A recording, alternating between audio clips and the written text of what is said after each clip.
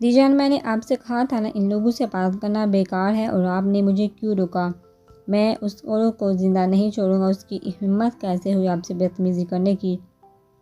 زارو نے گاڑی یونیورسٹی کے راستے میں ڈالتے کوئی 10 بار ایک ہی بات دہرائی تو دی جان کو بھی اپنے فیصلے پر تھوڑا افسوس ہوا۔ بات کرنا تو بیکار تھا، پر میں نے اپنا فرض پورا کیا تاکہ کل کو نور کو یہ نہ لگے کہ ہم نے اس کے گھر والوں کو منانے کی ایک بھی کوشش نہیں کی۔ دی جان نے زارون کے غصے کی وجہ اپنے لہجے کو ہموار رکھتے اسے یہ ظاہر ہونے نہیں دیا کہ انہیں عشر کی یا فریحہ بیگم کی کوئی بات بری لگی ہے۔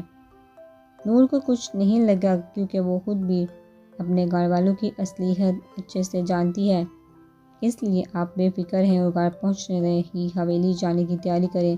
میں آج شام میں ہی آپ لوگوں کو سائیں کی حویلی چھوڑاؤں گا۔ زارون نے بات کو مزید طویل دینے کے بجائے دی جان سے کہا، جو خود بھی نور کے گھر والوں کے رویے سے کافی افسردہ ہوئی تھی۔ تبھی زارون کی بات سنتے ہی اس بات میں سرحال آ گئی۔ یونیورسٹی کے سامنے گاڑی روکتے زارون نے دی جان کو 2 منٹ کا بولتے اپنی طرف کا دروازہ کھولا اور گیٹ کے پاس نور کی تلاش میں نظر دوڑائی۔ کہاں رہ گئی ہے یہ لڑکی؟ کچھ منٹ انتظار کے بعد اس نے اپنے موبائل سے اس کا نمبر ڈائل کیا اور دوسری طرف موبائل بند دیکھ کر یونیورسٹی کے اندر کی جانب بڑھا۔ اف، اب یہ موبائل پتہ نہیں کیوں آف کیا ہوا ہے۔ 2-3 بار ٹرائی کرنے کے بعد زارون نے کچھ سوچتے ہوئے اس کے ڈپارٹمنٹ کا رخ کیا، پر وہاں پہنچ کر اس کی کلاس اور ہر جگہ دیکھنے کے بعد بھی جب وہ اس سے نہیں ملی تو اس نے پھر سے موبائل سے اس کا نمبر ڈائل کیا۔ پھر بند اتنی بار کہا ہے موبائل جہاز سے چارج کر لیا کرو، پر میری تو کسی بات کی سمجھ نہیں آتی۔ اسے 2 سے 3 جگہ مزید دیکھتے جہاں جہاں اس کے ملنے کی امید تھی۔ زارون نے اس کی کلاس کی لڑکی جس نے نور سے اس دن نوٹس لیے تھے کو پاس سے گزرتا دیکھ کر مخاطب کیا، ایکسکیوز می سسٹر، کیا آپ نور، میرا مطلب نور العین کی کلاس فیلو ہیں؟ جی، اور آپ اس کے شوہر ہیں نا جو اس دن اس کے ساتھ نوٹس بنا رہے تھے؟ سحر نے زارون کو دیکھتے ہی پہچان لیا۔ جی میں وہی ہوں۔ وہ مجھے پوچھنا تھا کیا آپ نے نور کو کہیں دیکھا؟ ایکچولی وہ مجھے مل نہیں رہی اور اس کا موبائل بند ہے۔ زارون نے ادھر ادھر کی کوئی بات کرنے کے بجائے سیدھا اپنے مسئلے پر آتے اس سے پوچھا، جو شاید زارون کے اس طرح مخاطب کرنے پر کچھ زیادہ ہی پرجوش ہو چکی تھی۔ نہیں، میں نے بھی تو نہیں دیکھا، پر آپ سے تقریباً 2 گھنٹے پہلے میں نے اسے ہتیجہ کے ساتھ لان میں بیٹھے دیکھا تھا۔ سحر نے کچھ سوچتے ہوئے جواب دیا، اچھا، تو آپ پلیز ہتیجہ سے پوچھ سکتی ہیں کہ نور اس وقت کہاں ہے؟ یا آپ مجھے ہی نمبر دے دیں، میں خود ہی پوچھ لیتا ہوں۔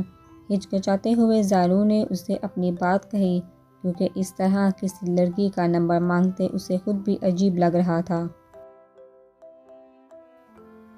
جی، میں ویسے بھی اس ٹائپ کی لڑکیوں سے بات نہیں کرتی اور نہ ہی میرے پاس اس کا نمبر ہے، پر میں آپ کو اپنے C8 سے لے کر دے سکتی ہوں۔ زارون کی بات سنتے ہی سحر نے اسے پریشان دیکھ کر اس کا مسئلہ حل کیا اور اپنے موبائل سے کسی کا نمبر ڈائل کرنے لگی تو زارون نے اس کا شکریہ ادا کیا۔ ہیلو احمد، کیا تم مجھے ہتیجہ کا نمبر سینڈ کر سکتے ہو؟ مجھے اس سے کام تھا۔ سحر نے سلام کرتے ہی دوسری طرف موجود لڑکے سے کہا، اچھا تھینک یو، پلیز ابھی سینڈ کر دو۔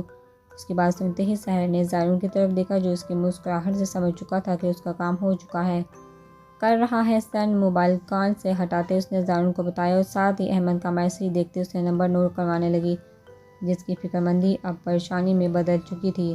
بہت شکریہ آپ کا۔ زارون نے ایک بار پھر سے اس کا شکریہ ادا کیا اور اپنے موبائل سے نمبر ڈائل کرتے کینٹین سے باہر آیا، اور دوسری طرف نمبر بند ملنے پر اب اسے صحیح معنیوں میں پریشانی ہوئی۔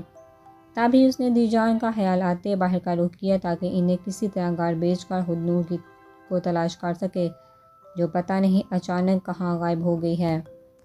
یونیورسٹی سے باہر نکلتے ہی زارون نے آلیان کو کال کر کے ساری بات بتاتے 10 منٹ میں یونیورسٹی پہنچنے کا بولا۔ کہاں ہے نور؟ ابھی فری نہیں ہوئی کیا؟ آدھے گھنٹے بعد بھی اسے اپنی طرف اکیلے ہی آتا دیکھا سائدہ بیگم نے سوال کیا۔ جی دی جان، بس اس کا ابھی تھوڑا کام رہتا ہے، ٹائم لگے گا اسے۔ زارون نے اصل بات بتا کر انہیں پریشان کرنے کے بجائے جھوٹ کا سہارا لیا۔ اچھا ٹھیک ہے، آ جاؤ تم، میں اندر، ہم انتظار کر لیتے ہیں۔ اسے گاڑی سے باہر کھڑا دیکھ کر نور نے کہا تو زارون نے نفی میں سر ہلایا۔ نہیں، آپ گھر جائیں، میں نے آلیان کو بلایا ہے اور میں کچھ دیر میں نور کو ساتھ لے کر ہی آؤں گا۔ آلیان کی گاڑی اپنے قریب رکتی دیکھ کر جو 10 منٹ سے پہلے ہی وہاں پہنچ چکا تھا، زارون نے کہتے ساتھ ہی ان کی طرف کا دروازہ کھولا۔ زیادہ وقت لگے گا کیا جو تم نے آلیان کو بلوا لیا؟ اس کے چہرے کوڑے ہوئے رنگ دے کر سائدہ بیگم کو کسی غیر معمولی بات کا احساس ہوا۔ تبھی انہوں نے پھر سے سوال کیا، جی 1 گھنٹہ لگے گا ابھی، اور شام بھی ہو رہی ہے، تو مجھے ایسے اسے اکیلا چھوڑنا کچھ مناسب نہیں لگا۔ تبھی آلیان کو بلایا کہ وہ آپ کو گھر چھوڑ دے تاکہ میں پھر تسلی سے نور کو لے کر ہی گھر آؤں۔ زارون نے پوری بات تفصیل سے بتاتے سائدہ بیگم کو مطمئن کیا اور آلیان کو وہی رکنے کا اشارہ کرتے ان کی طرف کا دروازہ کھولتے انہیں ہاتھ کا اشارہ دے کر نیچے اتارا۔ ٹھیک ہے، جلدی آ جانا۔ گاڑی کے پاس جاتے انہوں نے آلیان کے سلام کا جواب دیتے زارون کو تلقین کی، جو اس بات میں سر ہلاتے انہیں آلیان کی گاڑی میں بٹھا چکا تھا۔ کیا ہوا اور کہاں گئے ہیں بھابھی؟ آلیان نے دی جان کے بیٹھتے ہی تھوڑا سا سائڈ پر ہوتے زارون سے پوچھا۔ پتہ نہیں یار، ہر جگہ دیکھ چکا ہوں، کہیں بھی نہیں مل رہی، اور اوپر سے موبائل بھی بند ہے۔ لڑائی ہوئی تھی کیا تمہاری؟ آلیان کو لگا شاید ابھی بھی ان کے درمیان سب ویسا ہی تھا، بھی اس نے اندازہ لگایا نہیں یار، لڑنا کیوں ہے، اور لڑنے سے نور کے غائب ہونے کا کیا تعلق؟ سوالیہ نظروں سے اس کی جانب دیکھتے وہ کچھ الجھا، اچھا پریشان نہ ہو، یہی ہوگی تم، دیکھو میں بس کچھ دیر میں دی جان کو چھوڑ کر آتا ہوں۔ سائدہ بیگم کو اپنی جانب متوجہ دے کر آلیان نے اسے تسلی دی اور دوسری طرف ڈرائیونگ سیٹ پر آ کر بیٹھتے گاڑی سٹارٹ کرتے سڑک پر ڈالی تو زارون ان کے جاتے ہی واپس یونیورسٹی کی جانب بڑھا۔ نور کو تلاش کرتے شام کے 7 بج چکے تھے اور دھیرے دھیرے یونیورسٹی خالی ہونے لگی تو زارون کو اپنا دل بند ہوتا محسوس ہوا۔ یار اب کیا کریں، میری تو بس ہو گئی ہے چل چل کے، پر بھابھی تو مل ہی نہیں رہی۔ آلیان جو دی جان کو چھوڑ کر 15 منٹ میں واپس آ گیا تھا اور تب سے ہی زارون کے ساتھ مختلف لوگوں سے پوچھتے اور یونیورسٹی کا ہر حصہ دیکھنے کے بعد اس نے پھولے ہوئے سانس کو ہموار کرنے کے لیے ایک بینچ پر بیٹھتے کہا، مجھے تو لگ رہا ہے وہ جہاں ہے ہی نہیں۔ زارون کو خاموش دیکھ کر آلیان نے ایک بار پھر سے اپنا اندازہ لگایا تو اس کی بات سنتے ہی زارون نے اپنا موبائل نکالا اور ڈی ایس پی جو احتشام صاحب کی وجہ سے زارون کو بھی بہت اچھے سے جانتے تھے کو کال کرتے تمام صورتحال سے آگاہ کرتے یونیورسٹی آنے کا کہا تاکہ وہاں کی ایڈمنسٹریشن سے بات کر کے آج کی سی سی ٹی وی کیمروں کی ویڈیو دیکھ سکیں۔ ٹھیک ہے زارون، تم انتظار کرو، میں بس کچھ ہی دیر میں خود وہاں آتا ہوں۔ ڈی ایس پی نے اسے تسلی دی تو زارون نے انہیں جلدی آنے کی تلقین کرتے کال کاٹ دی۔ یار پولیس کو انفارم کرنے کی کیا ضرورت تھی، ہم خود ہی جا کر ایڈمنسٹریشن سے بات کر لیتے۔ اس کی فون بند کرتے ہی آلیان نے اس کے قریب آتے کہا تو زارون نے جواب دینے کے بجائے اسے اپنے ساتھ چلنے کا اشارہ کیا۔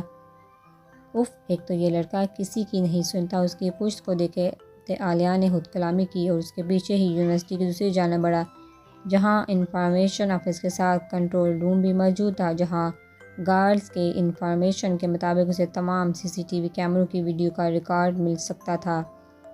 نور کی آنکھ کھلی تو اس نے سر اٹھانے کی کوشش کی جو کافی بھاری تھا۔ یہ میں کہاں ہوں؟ خود کو ایک انجان جگہ پر دیکھ اس نے آنکھیں جھپکتے سوچا اور ذہن پر زور ڈالتے ہی اسے یاد آیا کہ وہ حتیجہ کے ساتھ اس کے گھر آئی تھی جہاں جوس پینے کے بعد وہ شاید بے ہوش ہو گئی تھی۔ حتیجہ، بامشکل سر اٹھاتے وہ اٹھ کر بیٹھی اور کمرے میں چاروں طرف نظر دوڑائی جو خالی تھا۔ حتیجہ کہاں ہو تم؟ دونوں ہاتھوں سے اپنی کن پٹیوں کو مسلتے اس نے درد کو کم کرنے کی کوشش کی جو سر اٹھانے سے شدید ہو چکا تھا۔ کہاں ہوں میں؟ زارون ابھی بھی نشے اور درد کی وجہ سے اسے کچھ سمجھ نہیں آئی کہ اس کے ساتھ کیا ہوا ہے۔ تبھی لڑکھڑاتے الفاظ کے ساتھ اس نے اپنی آنکھوں کو کھولا رکھنے کی کوشش کی جو پھر سے بند ہو رہی تھی۔ حتیجہ کہاں ہو تم یار؟ آ جاؤ، مجھے گھر چھوڑ دو، زارون میرا انتظار کر رہا ہوگا۔ ہمت کر کے کھڑے ہوتے اس نے آواز لگائی پر اس سے پہلے کہ وہ کچھ سوچتی یا آگے بڑھتی ایک دم سے اس کی آنکھوں کے سامنے اندھیرا آیا اور وہ پھر سے بیڈ پر گرتے بے ہوش ہو گئی۔ ڈی ایس پی کے آتے ہی پرنسپل کی اجازت سے زارون نے تمام ویڈیو دیکھی جس میں 1 بجے کے قریب نور اسے شہر کی بتائی ہوئی جگہ پر حتیجہ کے ساتھ بیٹھی باتیں کرتی نظر آئی اور پھر 1:30 پر وہ اسے حتیجہ ہی کے ساتھ گیٹ کی طرف جاتے ہوئے نظر آئی تو زارون کا شک یقین میں بدل گیا۔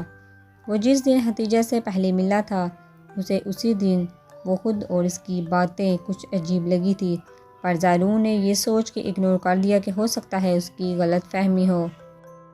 یہ لڑکی کون ہے اور بابی اس کے ساتھ باہر کیوں گئی؟ عالیہ نے ہتیجہ کو دیکھتے ہی حیرت سے سوال کیا تو زارون نے ہتیجہ کی تصویر پر ویڈیو کو اسٹاپ کرواتے ڈی ایس پی صاحب کو اس لڑکی کو جلد از جلد تلاش کرنے کا کہا اور خود انفارمیشن روم کی جانب بڑھتے انہیں ہتیجہ سے متعلق تمام معاملات نکالنے کا ریکارڈ دیا جو پولیس کی وجہ سے اور اپنی یونیورسٹی سے ایک لڑکی کی گمشدگی پر خاموشی سے زارون کو ہتیجہ کا تمام ریکارڈ نکال کر بتانے لگی۔ یونیورسٹی سے ملنے والی انفارمیشن کے بعد زارون نے اکرم کو کال کرتے وہاں جا کر ہتیجہ کے بارے میں پتہ کرنے کا کہا اور ساتھ اسے اس کی تصویر بھی سینڈ کی تاکہ کسی قسم کی کوئی مشکل نہ ہو پائے۔ 1 گھنٹے بعد اکرم کی طرف سے جو خبر اس سے ملی اس نے زارون کو تیش دلانے میں کوئی کسر نہیں چھوڑی۔ تبھی وہ عالیان کے رکنے کے باوجود انفارمیشن روم کی جانب بڑھا۔ زارون میری بات سنو، کہاں جا رہے ہو؟ اس کے خطرناک ارادے دیکھ عالیان اس کے پیچھے بھاگا جو وہاں داخل ہوتے وہاں موجود شخص کو گریبان سے پکڑ چکا تھا۔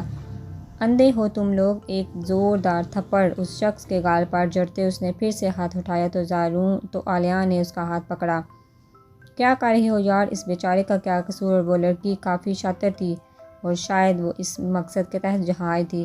عالیان جو ہتیجہ کے نہ ملنے کی خبر سن چکا تھا اس نے آتے ہی زارون کو سنبھالا جو اب آپس سے باہر ہوتے ہر چیز کو آگ لگانے کے لیے بےتاب تھا۔ سر پلیز اپنی لیمٹ میں رہیں اور آپ کی بیوی خود گئی ہے، یہ بات آپ ریکارڈنگ میں دیکھ چکے ہیں، اس میں ہمارا یا یونیورسٹی کے کسی بھی شخص کا کوئی عمل دخل نہیں۔ زارون کو مسلسل چیختا دے کر پرنسپل نے آگے بڑھتے وضاحت دی تو زارون اپنا ہاتھ چھڑواتے اس کی جانب لپکا۔ قصور آپ کا یہ ہے کہ ایک اسٹوڈنٹ پچھلے 6 مہینے سے یہاں پڑھ رہی ہے، وہ بھی جعلی کاغذات پہ، اور آپ کو خبر تک نہیں ہوئی۔ اگر میری نور کو کچھ ہوا نا تو آپ سب سن لیں، زارون علی یہاں کی ہر چیز کو تباہ کر دے گا اور ساتھ آپ لوگوں کو بھی۔ زارون زور سے ہاتھ ٹیبل پر مارتے اس نے دھمکی دی اور ڈی ایس پی کے آتے ہی سب سے پوچھ کا کہتے باہر کی جانب بڑھا تاکہ خود جا کر ہتیجہ کے بارے میں معلومات کر سکے۔ ساری رات گزر چکی تھی پر نہ تو ہتیجہ کا کچھ پتہ چل رہا تھا اور نہ ہی نور کی کچھ خبر تھی۔ دی جان الگ سے گھر میں ان دونوں کی غیر موجودگی کی وجہ سے پریشان تھی اور رشیدہ سے 5 بار زارون کو فون کروا چکی تھی جو ہر بار کچھ دیر میں آنے کا بولتے انہیں تسلی دے دیتا۔ اللہ خیر کرے، پتہ نہیں کیا بات ہے جو یہ لڑکا ہمیں بتا نہیں رہا، رشیدہ نے آخری بار فون کرتے دی جان کو بتایا تو دی جان نے پریشانی سے اسے دوبارہ نمبر ملانے کا کہا تاکہ خود زارون سے بات کر کے پوچھ سکے۔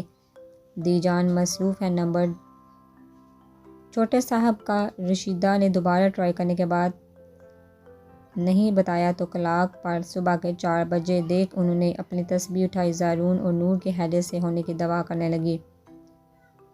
نور کی دوبارہ آنکھ منہ پر پڑنے والے ٹھنڈے پانی سے کھلی۔ زارون ایک دم سے ٹھنڈے پانی پر وہ چلاتے ہوئے اٹھی تو اپنے سامنے زارون کے بجائے تہمینہ بیگم کو دیکھ کر اس کا ذہن مکمل طور پر بیدار ہوا۔ میں کہاں ہوں؟ کیا ٹائم ہو گیا ہے آنٹی؟ پلیز ہتیجہ کو بلائیں، مجھے گھر چھوڑ آئے، زارون بہت پریشان ہوگا۔ نور نے کلاک پر وقت دیکھتے سمجھا کہ شاید شام ہو گئی، تب ہی جلدی سے اٹھتے اس نے باہر کی جانب بڑھنا چاہا مگر اس سے پہلے ایک لمبے قد کے ہٹے کٹے شخص نے اس کا راستہ روکا جس کی حد سے زیادہ کالی آنکھیں اور سیاہ چمکتے پیلے دانت دیکھ کر نور کو وحشت ہوئی۔ کیا مسئلہ ہے تمہیں؟ میرا راستہ چھوڑو اور آنٹی پلیز ہتیجہ کو بلائیں، مجھے گھر جانا ہے۔ آنکھوں میں بے خوفی لیے اس نے اس شخص کو دیکھتے تہمینہ بیگم سے کہا جو اس کی بات سنتے ایک زوردار قہقہ لگاتے تالی بجانے لگی۔ اف، ہتیجہ نے ٹھیک کہا تھا، تم اول درجے کی احمق لڑکی ہو، مطلب کہ تم مجھے دیکھ کر بھی نہیں سمجھی کہ وہ تمہیں کہاں لائی ہے۔ تہمینہ بیگم جواب نامناسب سے لباس میں دوپہر کی طرح ڈھیر سارے زیورات، بالوں میں گجرے لگائے سجی سنوری سی تھی۔ انہوں نے نور کی بات سنتے قدم اس کی جانب بڑھائے جو ابھی بھی نہ سمجھی سے انہیں دیکھ رہی تھی۔ مطلب کہاں لائی ہے مجھے اور آپ یہ کیا پہلیاں بجوا رہی ہیں؟ پلیز آنٹی ہتیجہ سے بولے مجھے گھر چھوڑ دے، زارون پریشان ہوگا۔ تو ہونے دو پریشان اور بھول جاؤ اسے، کیونکہ تمہاری دوست میرا مطلب ہتیجہ جو کہ میری گینگ کا حصہ ہے اور میں اس کی ماں نہیں بلکہ اس کی باس ہوں، وہ تمہیں یہاں میرے پاس اس کوٹھے میں چھوڑ گئی ہے۔ تہمینہ بیگم نے مسکراتے ہوئے جتنی آسانی سے اپنی بات کہی، نور نے اتنی ہی بے یقینی سے انہیں دیکھا۔ نہیں، وہ میرے ساتھ ایسا نہیں کر سکتی، پلیز مجھے جانے دے، اور آپ کو جتنے پیسے چاہیے ہوں گے زارون آپ کو دے دے گا، پر پلیز مجھے جانے دے۔ اس کی بات سنتے نور کے حواس جواب دے چکے تھے اور آنسو خود بخود اپنی بیوقوفی پر گالوں پر بہنے لگے۔